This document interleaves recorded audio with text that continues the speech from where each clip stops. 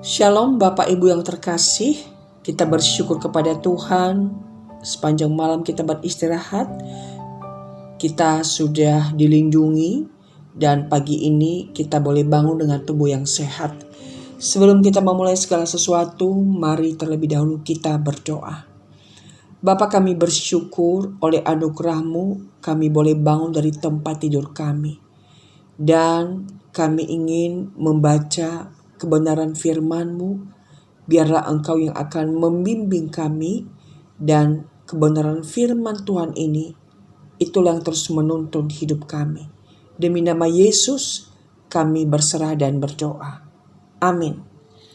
Pagi hari ini saya mengajak kita untuk membaca di dalam Pengkhotbah pasal 4 ayat 9 hingga ayat yang ke-10. Demikianlah firman Tuhan. Berdua lebih baik daripada seorang diri, karena mereka menerima upah yang baik dalam jerih payah mereka. Karena kalau mereka jatuh, yang seorang mengangkat temannya. Tetapi wahai orang yang jatuh, yang tidak mempunyai orang lain untuk mengangkatnya. Demikian jauh bacaan firman Tuhan.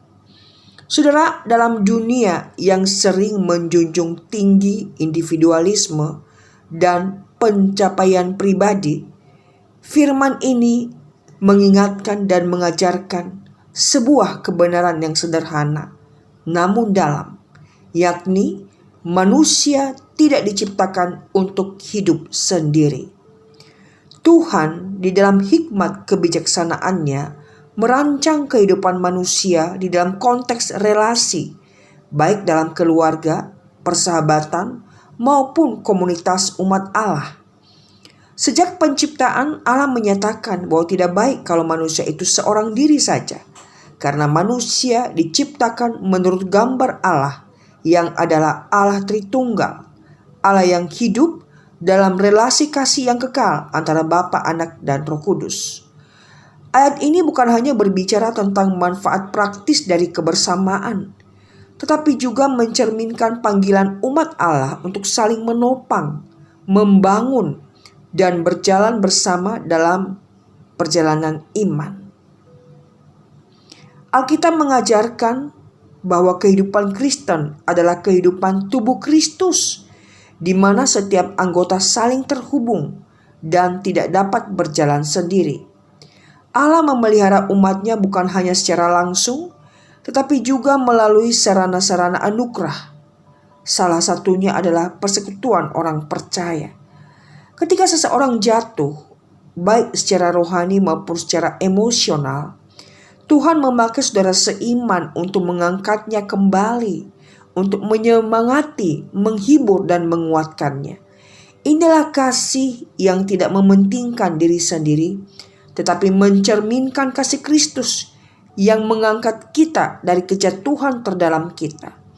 Sebaliknya, orang yang hidup terpisah dari komunitas akan mendapati bahwa kejatuhan menjadi tempat yang lebih gelap dan sunyi, karena tidak ada tangan yang diulurkan untuk menolong.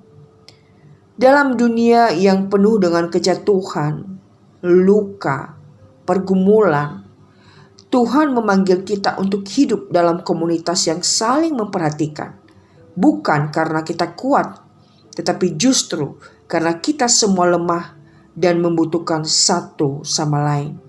Dan dalam kasih yang saling menopang inilah Kristus hadir di tengah-tengah umatnya. Kiranya firman ini mengingatkan kita bahwa kita saling terhubung dan tidak bisa hidup sendiri. Biarlah juga melalui cross, di mana saat ini gereja kita sudah memulainya, kiranya kita boleh tergabung di dalamnya. Karena melalui cross kita bisa merasakan, kita bisa mengalami sebagai satu kesatuan dalam komunitas saudara seiman, saling mendoakan, menguatkan satu dengan yang lain. Tuhan memberkati kita. Amin. Mari kita berdoa. Bapa, terima kasih buat perenungan ini yang kembali kami diingatkan agar kami tidak meninggalkan komunitas kami. Karena komunitas orang percaya adalah komunitas di mana kami bisa bertumbuh, di mana kami bisa saling menguatkan, menghibur, bahkan mendoakan satu dengan yang lain.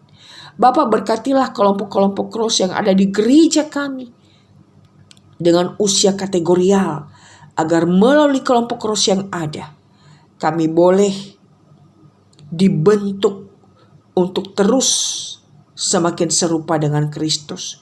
Dan iman kami boleh juga dibentuk untuk semakin kuat tatkala kami saling menguatkan, mendoakan satu dengan yang lain.